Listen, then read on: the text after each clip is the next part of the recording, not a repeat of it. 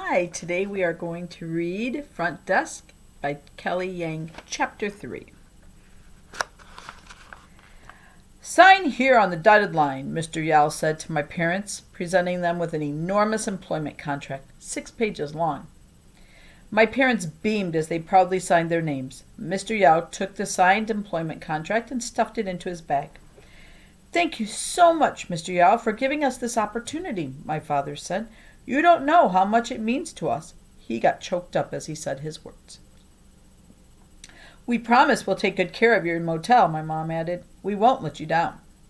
Mr. Yao nodded and held up the manager's keys to the motel. As my parents reached for the keys, he held them just out of reach. Everything that happens in this motel is your responsibility. You understand? He asked. Something breaks, you have to pay for it. My parents nodded. Under no circumstances are you ever to leave the motel unattended. Ever. One of you must always stay behind. Again, my parents nodded eagerly, even though I was thinking, wait, what? I can't go out with both my parents at the same time? But what about Disneyland? But it was condition number 3 that really made my jaw drop. Mr. Yao turned to me and he said, You can't use the pool, kid. Why not? I asked. If you use the pool, then all the customers will want to use the pool.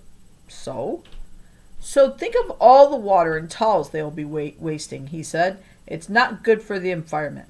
I frowned at him. Somehow I doubted this was about the environment. She understands. You won't use the pool, will you, Mia? My mother shook her head at me.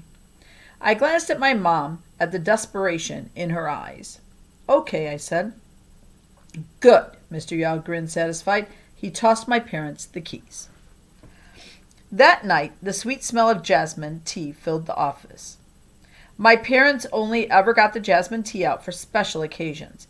We had packed a small tin of it before we left China, and every time something good happened, my mom would take out a few leaves and make some tea. I guess not a lot of good things had happened because there was still quite a lot left. But all that was about to change.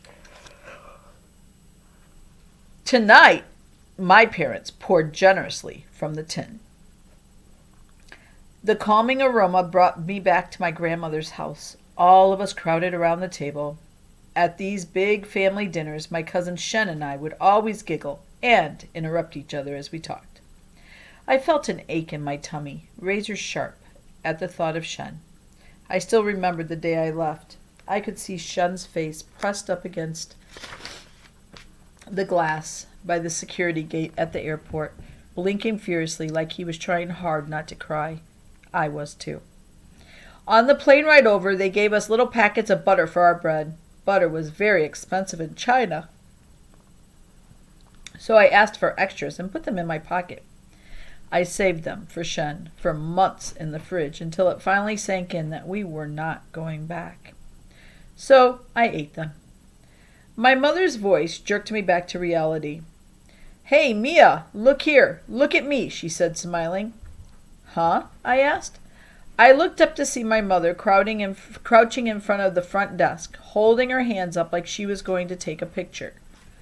It's this thing that she does. My mom says it's important to take pictures of the nice moments in life, even if it's just in your head. As my mom pressed down on her pretend camera, my dad and I sat up straight and gave her our very best smiles. Eggplant, she said in Chinese, and I giggled, because even though that's what people in China said whenever someone took pictures, it was funny hearing it in America. As my parents unpacked, I slipped out of the back to find Hank. I brought him a cup of jasmine tea. Now that we were making $150 a day, surely we could afford to buy some more. I had seen a Chinese supermarket on the way over here. Hank's room was in the back, beside the laundry room. There was a pot of cherry tomato plants in front of his room. I knocked on the door. Hank answered on the first knock. His eyebrows shot up when he saw the tea. That for me? He exclaimed.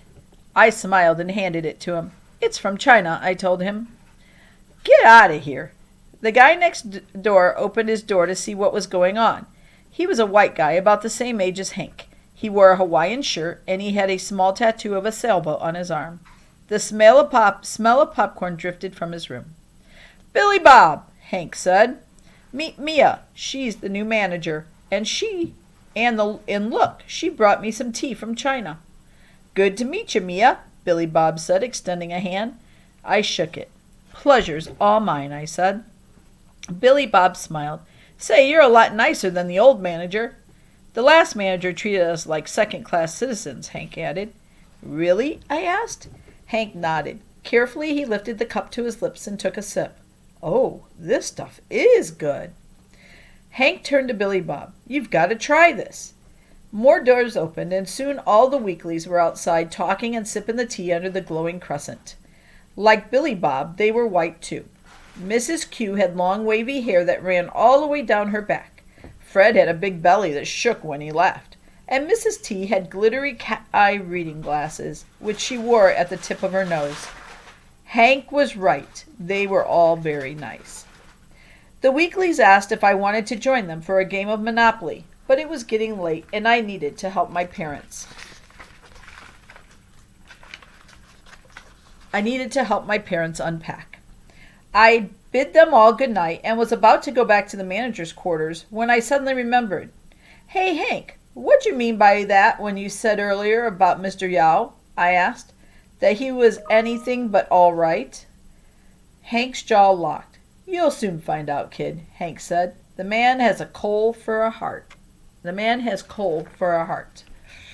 Ooh, we're going to find out some things about Mr. Yao soon.